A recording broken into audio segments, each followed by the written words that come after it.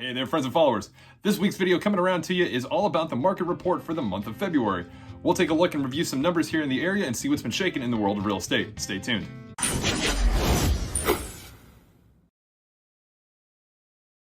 CS, as always, welcome back. Now, it's crazy to think that this time 2 years ago, we were about to embark on a crazy roller coaster of a ride via the COVID-19 epidemic that, in fact, we are still dealing with the effects of today.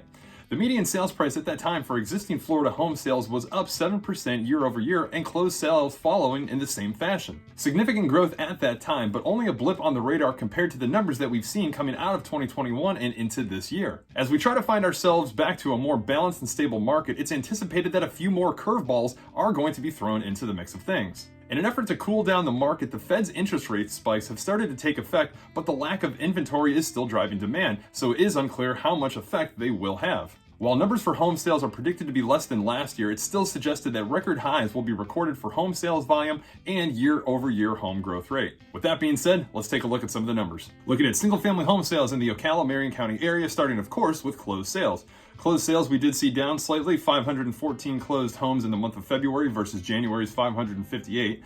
This being only a 0.2% difference from what we saw in February of 2021, which was only a matter of a single home coming in at 513 closed homes.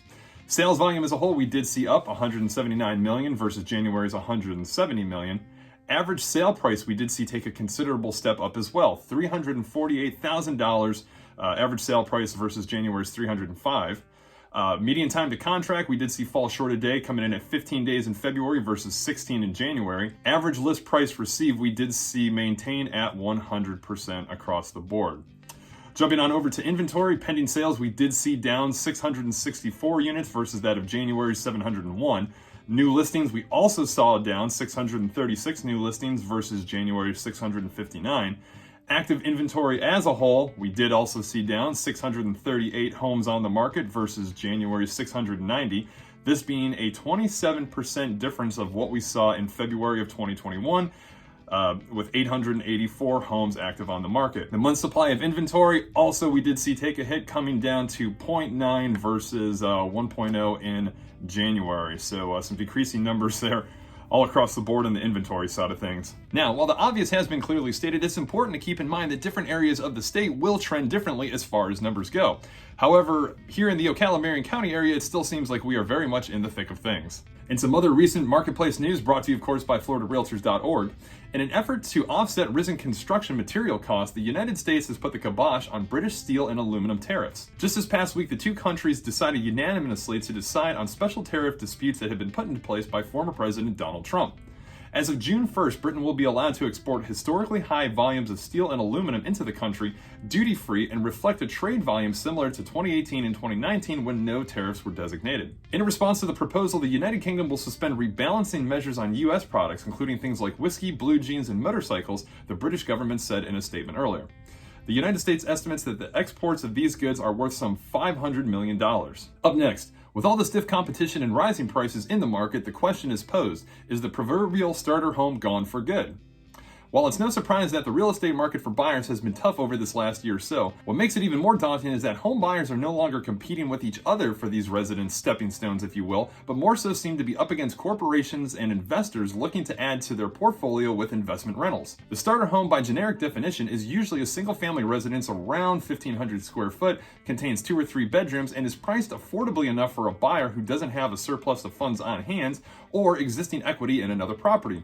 In some markets, these starter homes are selling for as much as $100,000 over asking price. According to the National Association of Realtors, the first-time homebuyers' median age climbed from 32 years old back in the 1980s to 45 years of age today, and that group's median income increased from roughly $80K a year in 2020 to about 86 or higher in 2021. Additionally, NAR also cites that an average price for a starter home rose from roughly $233,000 in 2019 to $307,000 by the end of 2021.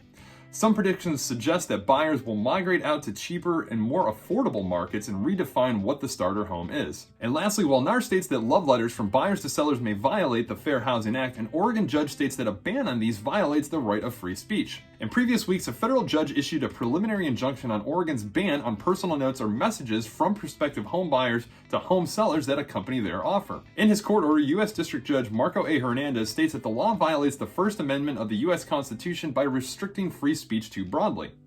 In the past, the National Association of Realtors has said that these letters raise fair housing concerns because they'll often contain some sort of personal information and could potentially reveal a buyer's race, family status, or religion. In turn, that information could then be used either knowingly or through unconscious bias as an unlawful basis for the seller's decision to either accept or reject a given offer. The judge then went on to say that the state could have addressed the problem of housing discrimination without infringing on protected speech to such degree. The preliminary injunction will remain in effect until Judge Hernandez makes a final decision in the case. That has been this month's analytics and information.